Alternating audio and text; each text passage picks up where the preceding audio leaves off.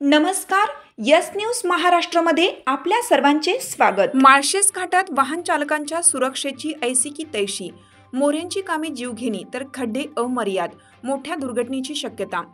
महाराष्ट्राच्या पश्चिम घाटातील एक सुंदर आणि निसर्गरम्य ठिकाण, घनदाट हिरवळ, मोठे धबधबे व शांत तलावासाठी प्रसिद्ध असलेल्या या घाटात सध्या रस्त्याचे काम सुरू केले आहे. परंतु डोंगर फोडून सुरू असलेला रस्ता हा वाहन चालकांसाठी अजिबात सुरक्षित नसून जागोजागी मोऱ्यांचे काम तर केव्हाही जीवघेणी ठरू शकते. विशेष म्हणजे ते सुरक्षेची जरासुद्धा काळजी घेण्यात आलेली नाही. तर दुसरीकडे जो रस्ता आहे त्यावर देखील अमर्याद खड्डे आहेत. याकडे लक्ष द्यायला कोणाला वेळ नाही. कल्याण नगर मार्गावर आणि मुंबई व पुणे येथून सारख्याच अंतरावर माळशेज घाट आहे.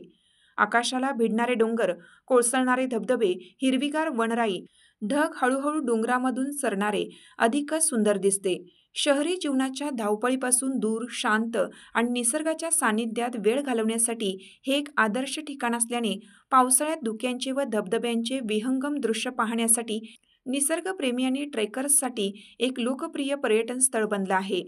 कल्याणपासून 85 किलोमीटर अंतरावर असलेल्या कल्याण नगर मार्गावरील या घाटातून दररोज शेकडो वाहने ये-जा करत असतात. सध्या या घाटात डोंगर फोडून रस्त्याचे काम सुरू आहे.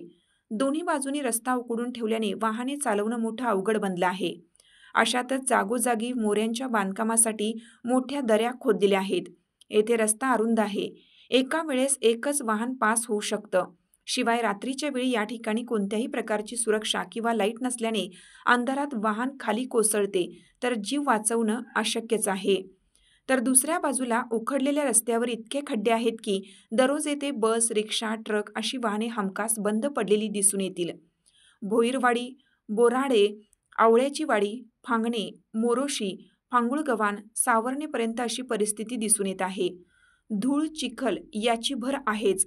त्यामुळे सध्या माळशेज घाटात वाहन चालकांच्या सुरक्षेची ऐसी की तैसी झाली आहे. यामुळे ठेकेदार, नॅशनल हायवे अथॉरिटी, प्रशासन आणि लोकप्रतिनिधी नवले ब्रिजप्रमाणे एखाद्या मोठ्या दुर्घटनेची वाट पाहत आहे का, असा प्रश्न उपस्थित केला जात आहे. यस न्यूज महाराष्ट्रासाठी संजय कांबळे, सहसंपादक.